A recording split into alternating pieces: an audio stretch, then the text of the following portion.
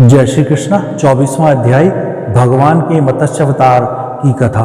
ओम नमो भगवते वासुदेवाय। राजा परीक्षित ने पूछा, भगवान के कर्म बड़े अद्भुत हैं। उन्होंने एक बार अपनी योग माया से मत्स्य अवतार धारण करके बड़ी सुंदर लीला की थी। मैं उनके उसी आदि अवतार की कथा सुनना चाहता हूँ। भगवान मत्स्य योनि एक तो यूं ही लोकनिंदित है, दूसरे तमोगुणी और असह परतंत्रता से युक्त भी है। सर्वशक्तिमान होने पर भी भगवान ने कर्म बंधन में बंधे हुए जीव की तरह ये मत्स्य अवतार का रूप क्यों धारण किया?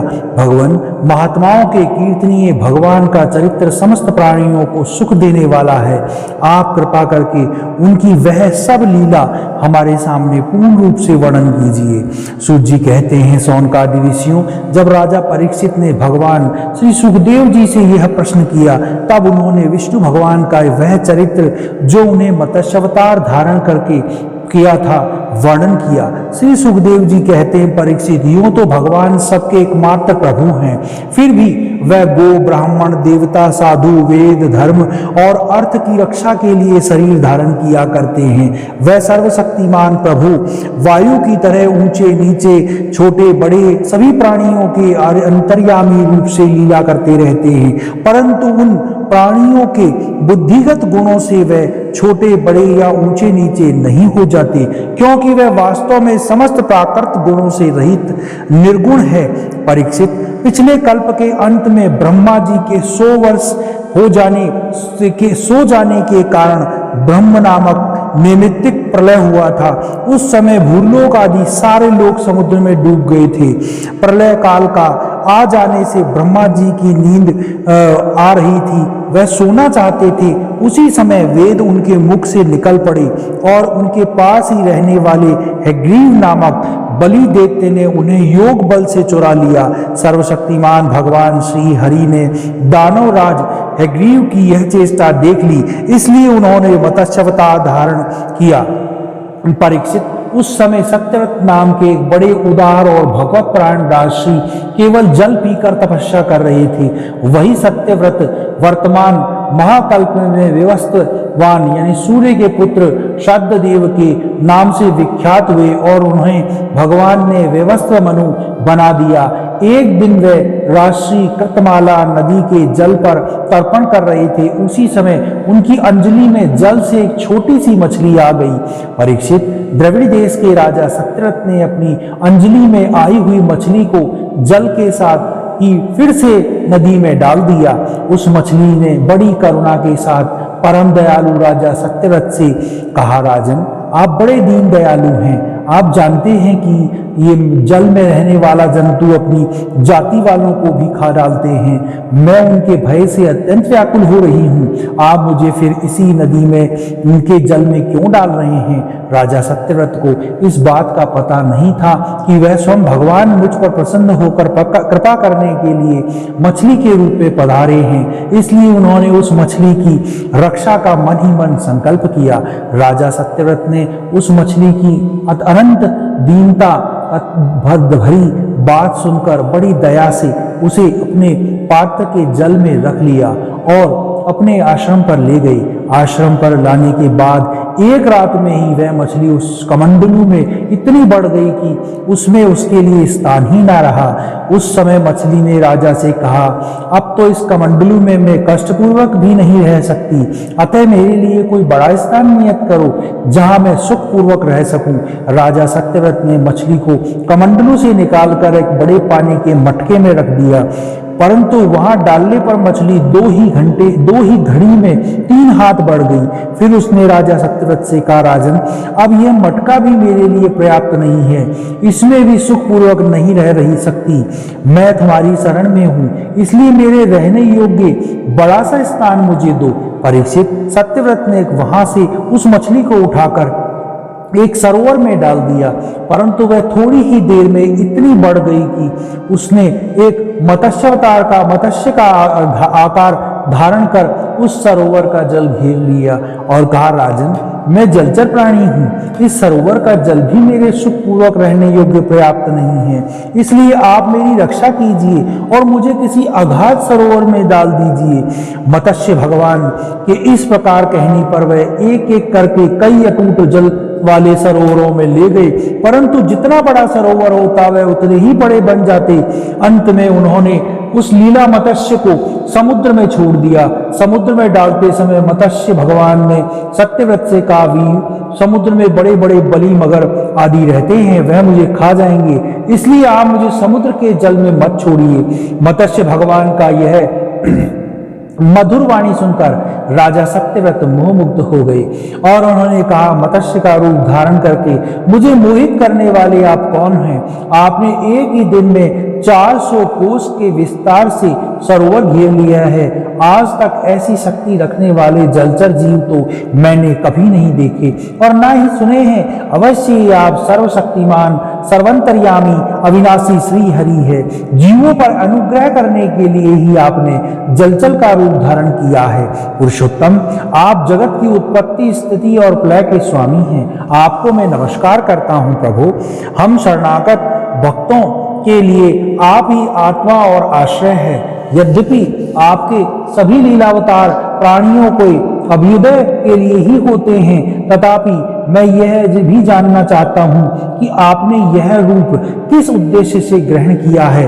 कमल नयन प्रभु, यह देहादि अनंत आत्म पदार्थों में अपनेपन का अभिमान करने वाले संसारी पुरुषों का आश्रय व्यर्थ होता है। इस प्रकार अपने आपके चरणों की शरण तो व्यर्थ हो नहीं सकती, क्योंकि आप सबके अहेतुक प्रेमी, परम प्रियतम और आत्मा हैं।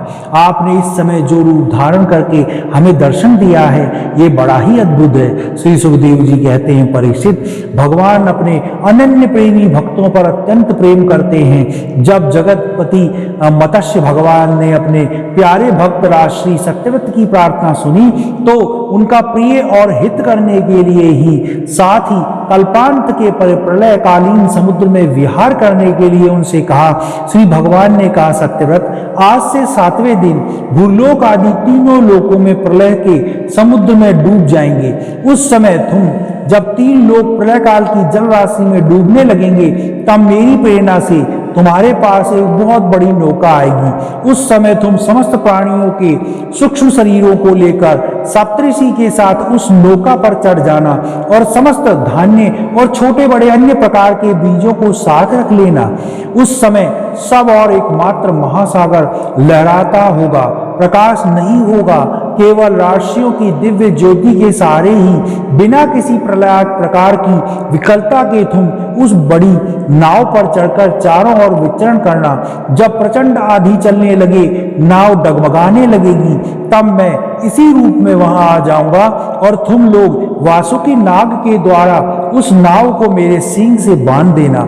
सत्यव्रत, इसके बाद जब तक ब्रह्मा जी की रात रहेगी, तब तक मैं ऋषियों के साथ तुम्हें उस नाव में बैठाकर उसे खींचता हुआ समुद्र में विचरण करूंगा। उस समय जब तुम प्रश्न करोगे, तब मैं तुम्हें उपदेश दूंगा। मेरे अनुग्रह से मेरी वास्तविक महिमा, जिसका नाम परब्रह्म है, तुम्हारे हृदय में प्रकट हो जाएगी और तुम उसे ठीक ठीक जान लोगे। भगवान राजा सत्यव्रत को इस आदेश देकर अंतर्ध्यान हो गए।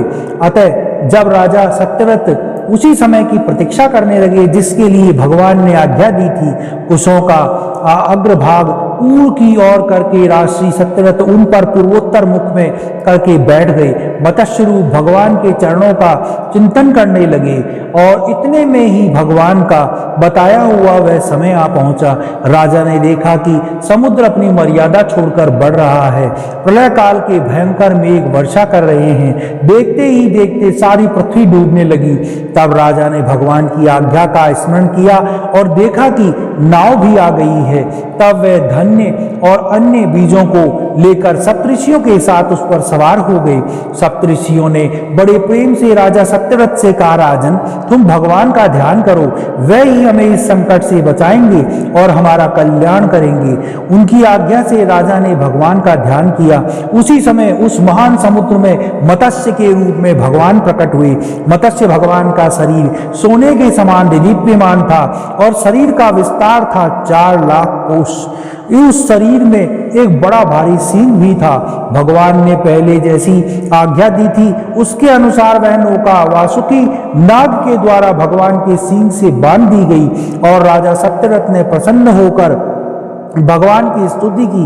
राजा सत्यव्रत ने कहा, प्रभु संसार के जीवों का आत्मज्ञान अनादि अविद्या से ढक रहा है, इसी कारण वह संसार के अनेकानेक क्लेशों के भार से पीड़ित हो रहे हैं। जब अनायास ही आपके अनुग्रह से वे आपकी शरण में पहुंच जाते हैं तब आपको प्राप्त कर लेते हैं। इसलिए हमें बंधन से छुड़वाकर वास्तविक मुक्ति देने वाले परम गुरु आप ही हैं।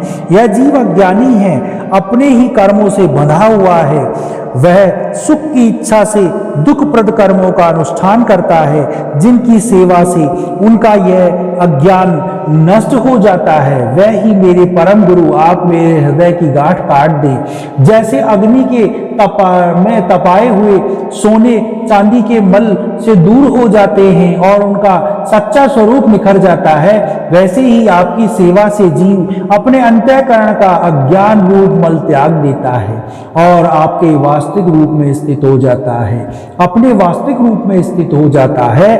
आप सर्वशक्तिमान अविनाशी प्रभु ही हमारे गुरुजनों के भी परम गुरु हैं, अतः आप ही हमारे भी गुरु बने। जितने भी देवता गुरु और संसार के दूसरे जीव हैं, वह सब यदि स्वतंत्रता से एक साथ मिलकर भी कृपा करें तो आपकी कृपा के 10,000वें अंश के अंश की भी बराबरी नहीं कर सकते।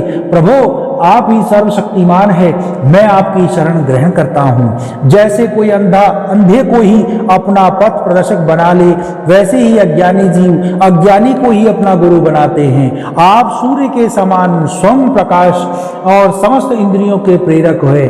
हम आत्म तत्व के जिज्ञासु आपको ही गुरु के रूप में वर्ण करते हैं। अज्ञानी मनुष्य अज्ञानियों को जिस प्रकार ज्ञान का उपदेश करते हैं, वह तो अज्ञान ही है।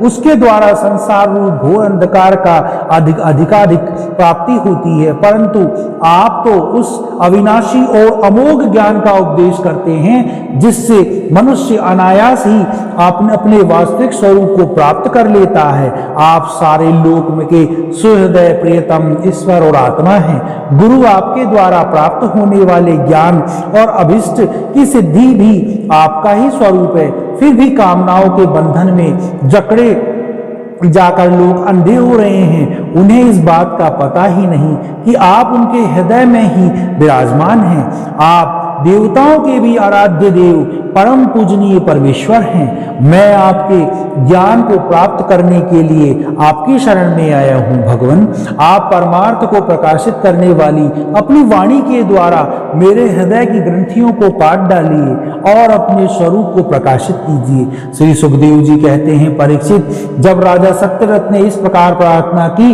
तब मत्स्य रूप धारी पुरुषोत्तम भगवान ने प्रलय के समुद्र में विहार करते हुए उन्हें आत्म तत्व का उपदेश किया। भगवान ने राजर्षि सत्यव्रत को अपने स्वरूप के संपूर्ण रहस्य का वर्णन करते हुए ज्ञान भक्ति और भगवान कर्मयोग से परिपूर्ण दिव्य पुराण का उपदेश किया, जिसको मत्स्य पुराण कहते हैं। सत्यव्रत ने ऋषियों के साथ नाव में बैठे हुए संदेह रहित होकर भगवान के द्वारा उपदिष्ट सनातन ब्रह्म स्वरूप आत्म तत्व का श्रवण किया। इसके बाद जब पिछले प्रलय का अंत हो गया और ब्रह्मा जी की नींद टूटी, तब भगवान ने हयग्रीवासुर को मारकर उससे वेद छीन लिए और ब्रह्मा जी को दे दिए। भगवान की कृपा से राजा सत्यव्रत ज्ञान और विज्ञान से संयुक्त होकर इस कल्प में व्यवस्था मनु हुए। अपनी योग माया से मत्स्य रूप धारण करने वाले भगवान विष्णु और राजर्षि सत्यव्रत का यह संवाद एवं श्रेष्ठ आख्यान सुनकर मनुष्य सब प्रकार के पापों से मुक्त हो जाता है। जो मनुष्य भगवान के इस अवतार का प्रतिदिन कीर्तन करता है, उसके सारे संकल्प सिद्ध हो जाते हैं। हैं और उसे परम गति की प्राप्ति होती है। प्रलयकालीन समुद्र में जब ब्रह्मा जी सो गए थे, उनकी सृष्टि शक्ति लुप्त हो चुकी थी। उस समय उनके मुख से निकली हुई श्रुतियों को चुराकर हयग्रीव दैत्य पाताल लोक में चला गया था। भगवान ने उसे मारकर वह श्रुतियां ब्रह्मा जी को लौटा दी और सत्र तथा सप्तर्षियों को ब्रह्म तत्व का उपदेश किया। उन समस्त जगत के परम कारण लीला मत्स्य भगवान को मैं नमस्कार करता हूँ। बोले भगवान श्री कृष्ण की जय। मत्स्य अवतार भगवान की जय। इति अष्टम स्कंद समाप्त। हरिओम तत्सत्। हरिओम तत्सत्। बोले भगवान श्री कृष्ण की जय।